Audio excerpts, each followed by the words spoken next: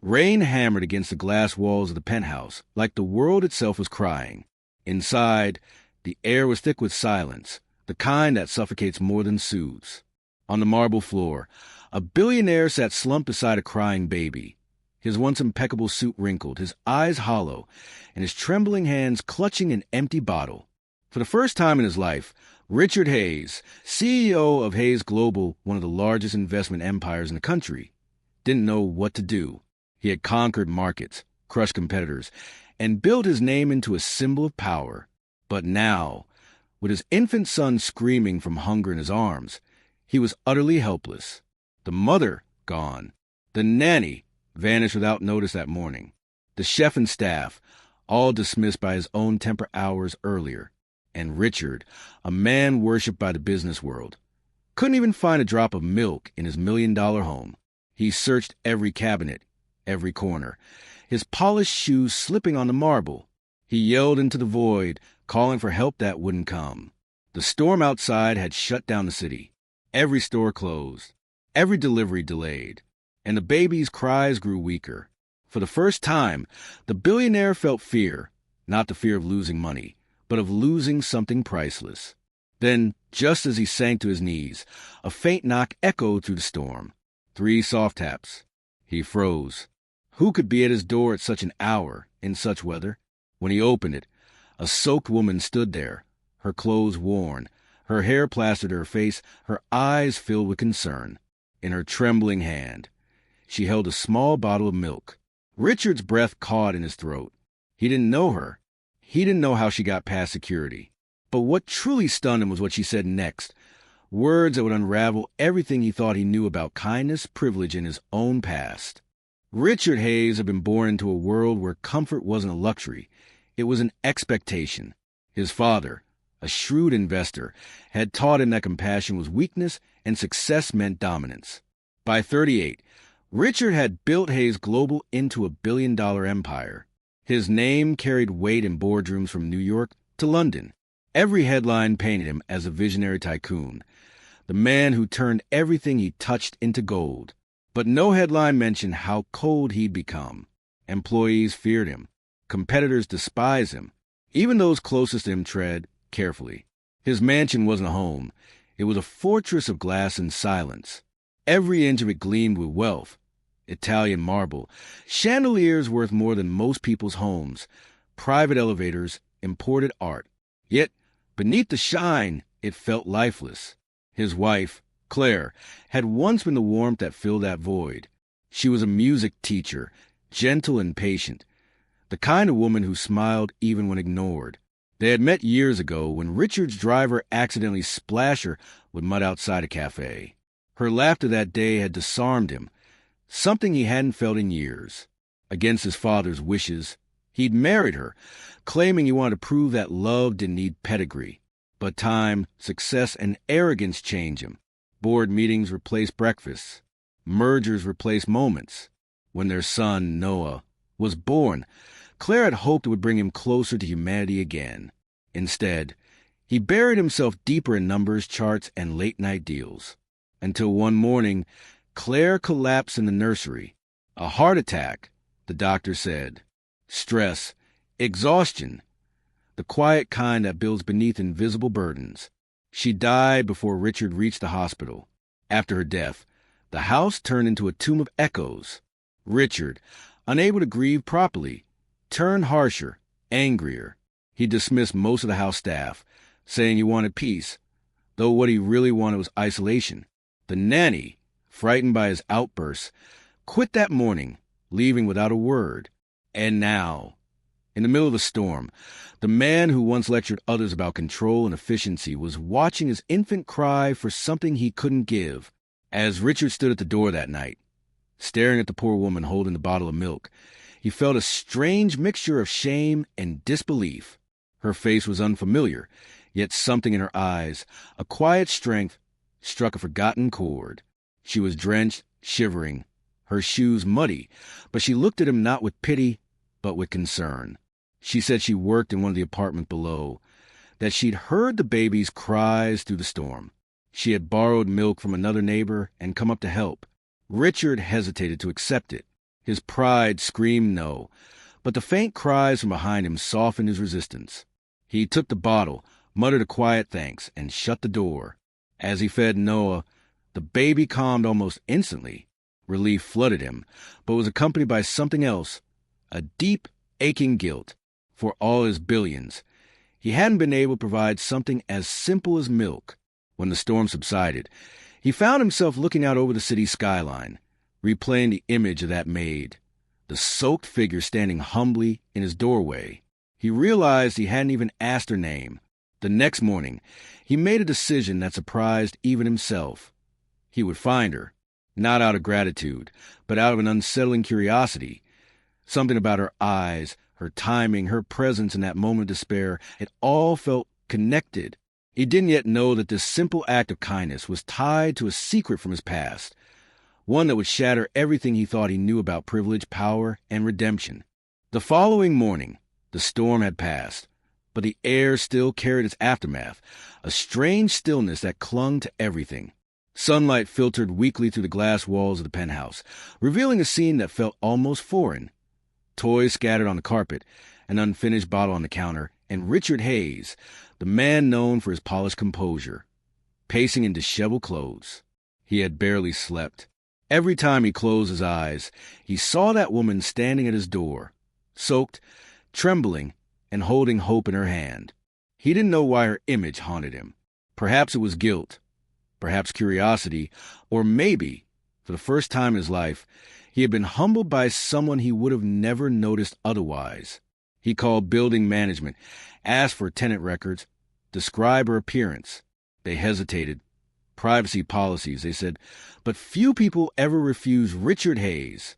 Within hours, he had her name, Maria Lopez, resident of the maintenance quarters on the ground floor. He took the private elevator down, a place he hadn't been in years. The lower levels of the building were starkly different from the upper floors. Narrow hallways, flickering lights, the faint smell of detergent and rust.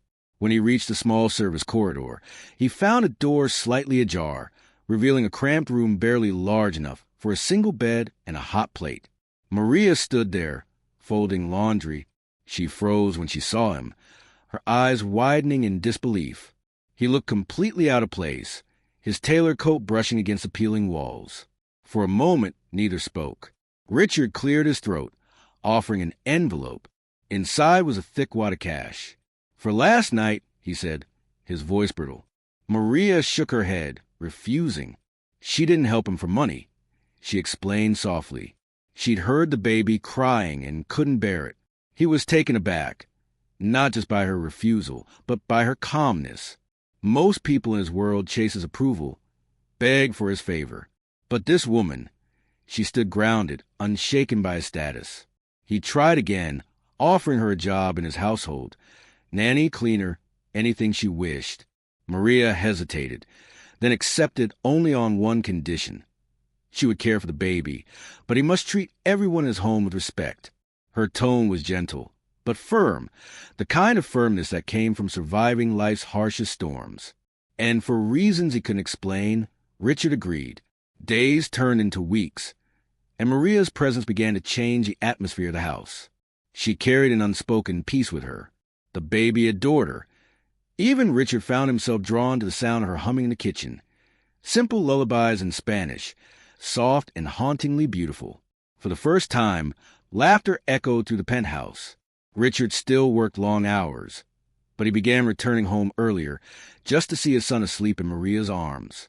It was as if her presence filled the space Claire once occupied, not replacing her, but reminding him of what he'd lost. One afternoon, while soaring through some old photo albums Claire had left behind, Richard froze. Among the faded pages was a picture that made his chest tighten. A group of young girls standing outside a small orphanage in South Carolina. In the back, partially hidden, was a familiar face, Maria. He flipped the photo over. On the back, written in Claire's handwriting, were the words, Hope Center, 1997, Our Volunteer Kids. Claire had volunteered at that orphanage during her college years. Richard suddenly remembered her stories, how she'd helped a group of girls who had been abandoned, how one of them had lost her parents in a factory fire. That girl, she said, had been her favorite. She had the kindest eyes, Claire had once told him. Richard stared at the photo again. It was Maria. Heart pounding, he began searching through Claire's old journals. He found letters, donation receipts, even records showing that Claire had been supporting that orphanage financially for years. Quietly, without telling him. Among them was a note, folded neatly inside a small envelope. If you ever meet her again, tell her I never forgot her kindness. She taught me that love has no class, no color, no price. Richard sank into the chair, his throat tightening. So that's why Maria's face had felt familiar. She was the very girl his wife had once loved like a sister. The same girl whose kindness had shaped Claire's faith in humanity. When he confronted Maria about it the next day, she was silent for a long time. Then, with tears in her eyes, she admitted she had recognized Claire's picture in his home the very first day she entered. But she hadn't said anything because she didn't want to intrude. She had simply come to help, just as Claire once helped her. That moment broke something inside Richard, not in a painful way, but in the way a wound finally opens to heal. He realized how deeply he had failed to honor Claire's memory, how blind he had been to the simple truth she had always lived by, that kindness was the purest form of power. Maria's humility began to reshape him. He started spending time with his employees, learning their stories, understanding their struggles. He quietly reinstated the staff he dismissed, apologizing personally, something no one had ever expected from the billionaire tycoon. But the world doesn't change without resistance. Word spread among investors and board members that Richard had gone soft. Some began plotting to remove him, calling his compassion a liability. As the pressure mounted, Richard faced a choice that would define his legacy: protect his empire built on arrogance, or defend the humanity that Maria had reignited in him, even if it meant losing everything.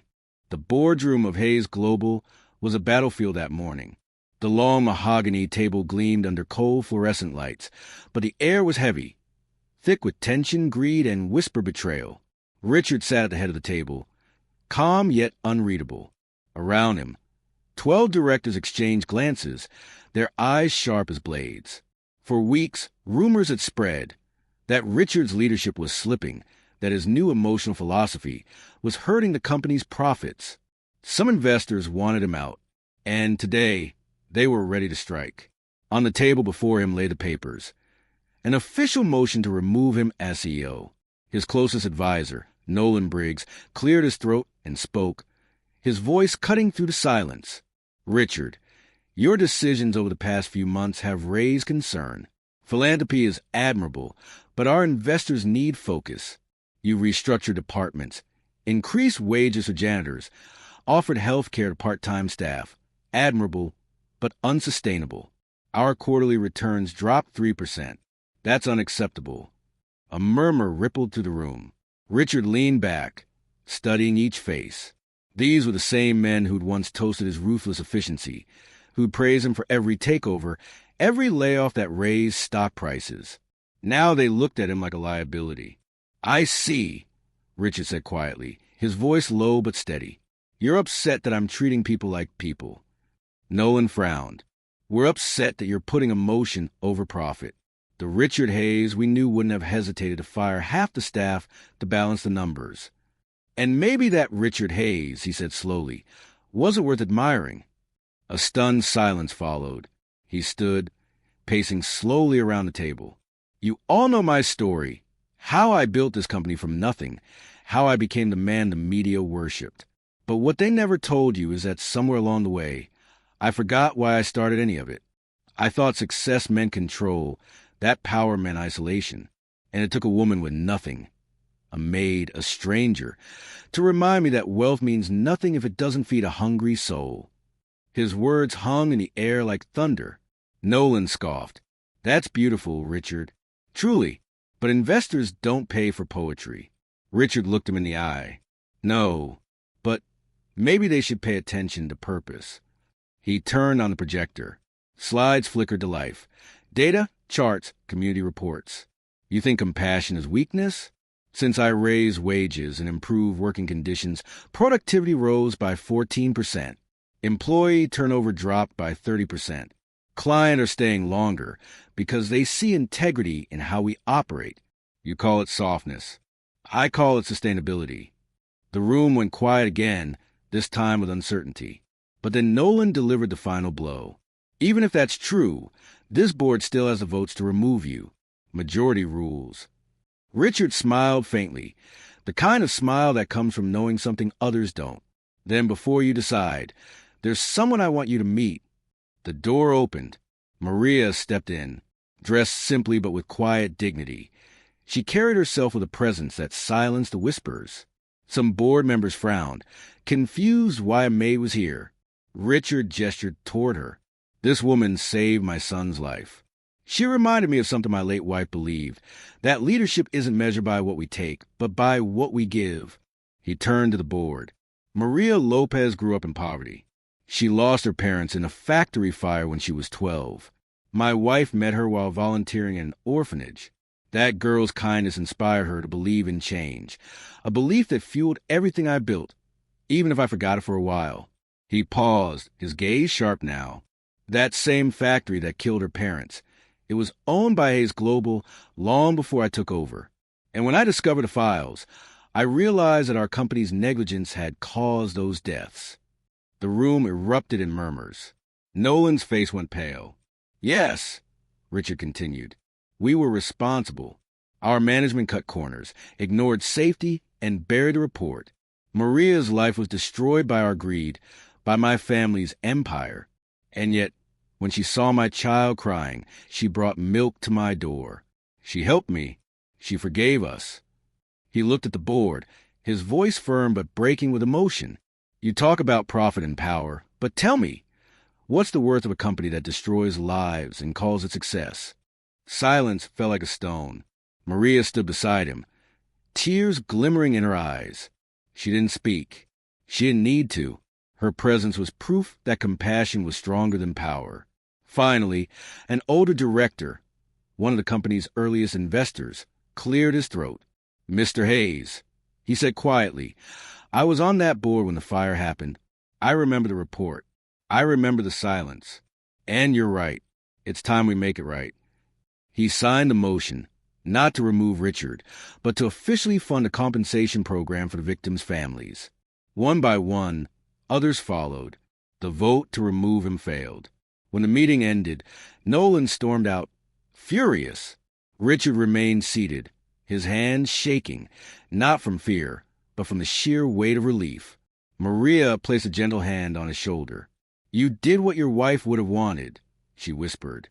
For the first time in years, Richard felt peace, a deep, cleansing peace that no wealth had ever given him. He had lost power once to arrogance. Now, he had reclaimed his soul through humility. Weeks passed after that fateful board meeting, yet the echoes of that day rippled far beyond the walls of Hayes Global. For the first time in the company's history, a CEO had stood against his own board, not for profit, but for principle. The world took notice.